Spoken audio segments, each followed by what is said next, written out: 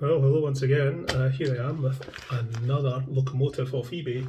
The last locomotive I got off eBay was the A4 class, the Mallard. Arguably one of the most beautiful locomotives ever built. I decided, just for a bit of fun, to go to the other end of the spectrum and get a J50. Arguably one of the ugliest locomotives ever built. So this should be a Lima Class J50, or I think they were the J23, I think, before they were reclassified, but I'm sure there's most of you out there probably know your locomotives a lot better than I do, but this is the Lima Class J50 and it was advertised on eBay as being in very good condition and an excellent runner. It runs very well, words to that effect. So let's have a look and see what it's like.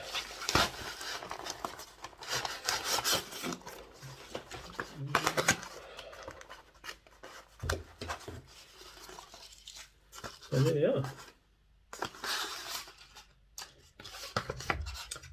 First impressions, just as I'm taking it out here, it looks to be in excellent condition. Let's have a look.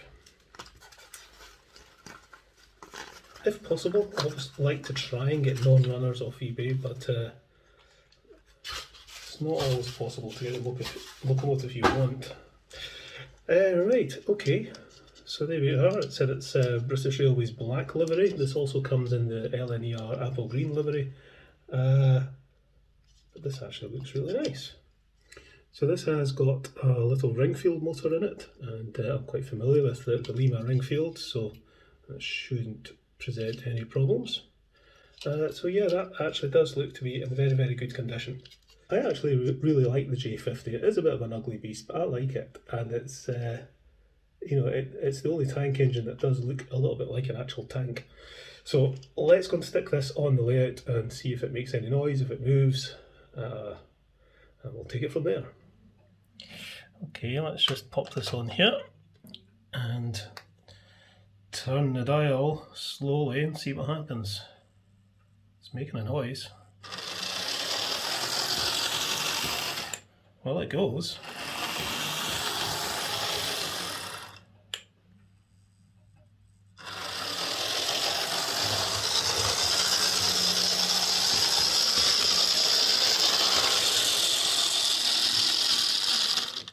Okay, so that run's not too bad. It's a little bit noisy, so we'll see if we can quieten it down a bit, but that's running not bad at all. Right, let's go and open it up and see what's what. So it runs not bad at all, just a little bit noisy. It's actually a very nice model when I look at it. It's not hugely detailed, but it's very clean, and I like the chroming on the handrails there. You can see the underside. It's in excellent condition. So I don't think I'm going to have to do too much to this other than the usual overhaul of the Lima Ringfield motor. So how do I get into it? There are 4 screws underneath. There appears to be a little clip here, so I'm wondering, does this just prise off? I've not seen couplings put on like that before. They're not screwed on, they're not riveted on. Do they come off? Yes, they do. They're just shoved in with a little plastic clip. That's quite cool, actually. Nice and simple, nice and easily removed. I think we have to undo this screw.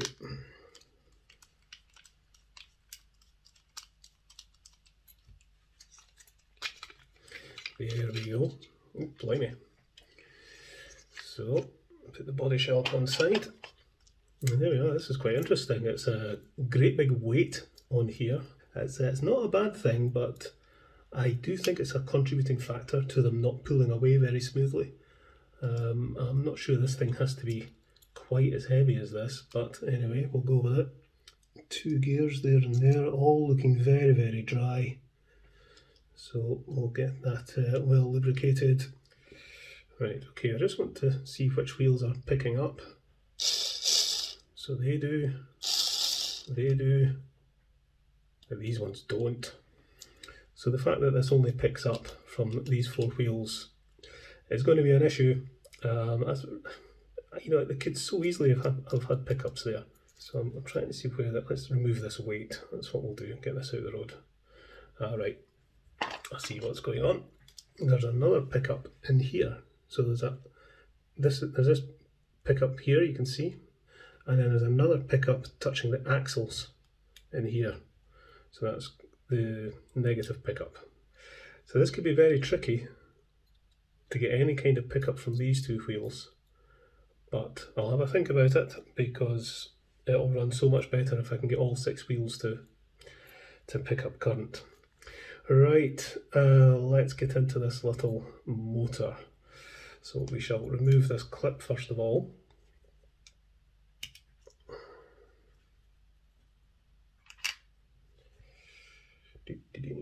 Tweezers. Come on, out you come. Yeah, these are going to be worth filing down. So hopefully that'll reduce noise a little bit. Let's release the springs.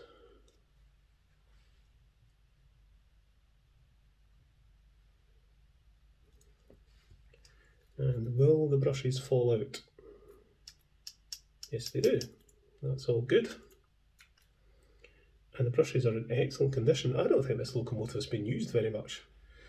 Right, so we can now take this off. I'm probably not going to do anything about the extra pickup today. We'll see how it runs, but you know, I do think, like any little 040 tank engine, it's going to have issues going over some points and certainly diamond crossings. So we will look into that, but today I just want to get this motor out and get it running as sweet as we can. Right, here you come. Oh, that's not a very healthy looking commutator. It almost looks rusted. Give you a close look at that. So I'm going to use my newfound technique of using T-cut to clean this commutator, which on my little J72 I worked on yesterday, it worked an absolute treat. So I'm hoping it will do the same on this.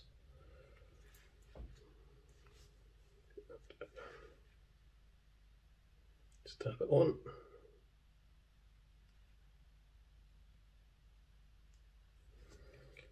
And then with the dry end, polish it.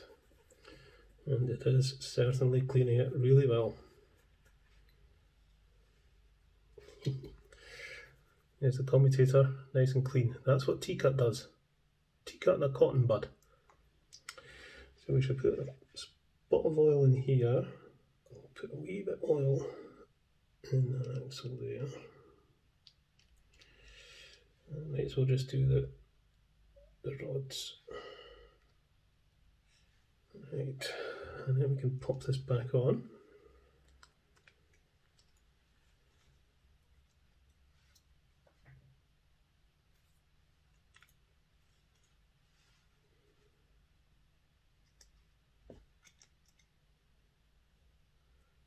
Right, gears. Let's have a look at the gears. There's only 2 of them. So we'll get some sandpaper.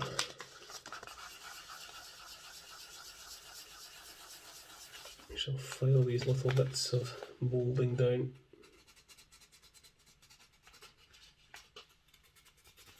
Be careful not to damage the teeth when you're doing this.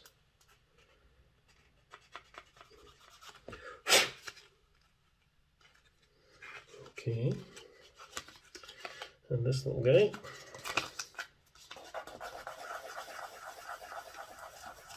Brush out. Not an awful lot of dirt in there, but just a usual bit of gunk. I seem to have done nothing but work on Ringfield motors recently. I'll need to go and look at some of my other locomotives and see what's due a service. The Flying Scotsman actually could probably do with a going over, so we'll maybe do a Flying Scotsman service video. Did I oil that? No, I didn't. Let's just put a spot of oil, and then we shall put these gears back. So that one goes in there, like so.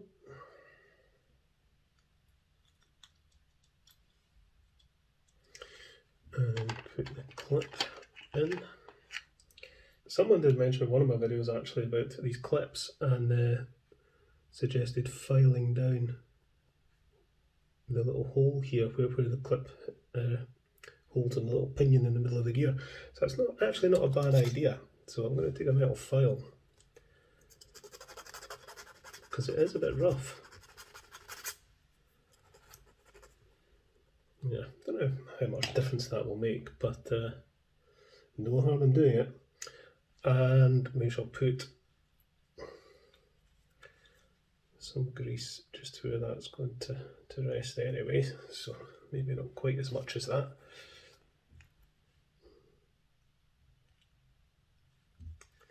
Come on, here we go. Right. Okay, these brushes are spotless. Of all the locomotives I've had off eBay, these are the cleanest brushes.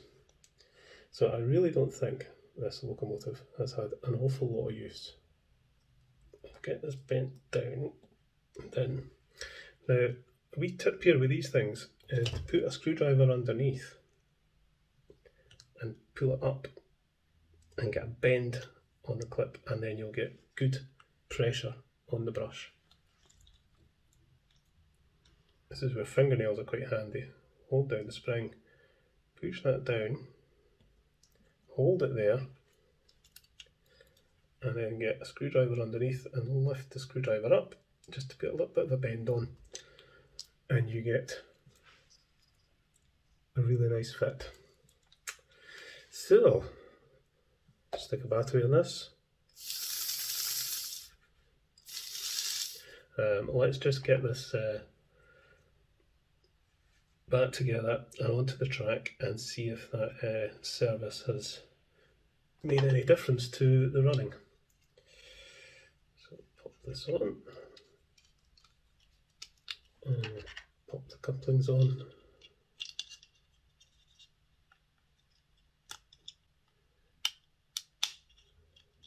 Okay, there we are. Let's go and stick this on the layout and see if it runs any nicer.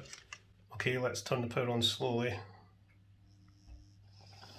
Well, that's not bad.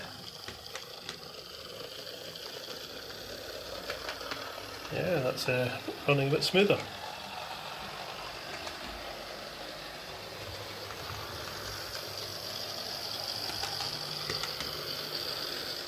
Okay, I'm going to put this round the branch line so it goes over a couple of diamond crossings just to see how that pickup configuration works. And this is on the Hornby HM2000. Okay, how's it manage a diamond crossing? Well, I went over it. This is the second crossing. Well, that's quite surprising.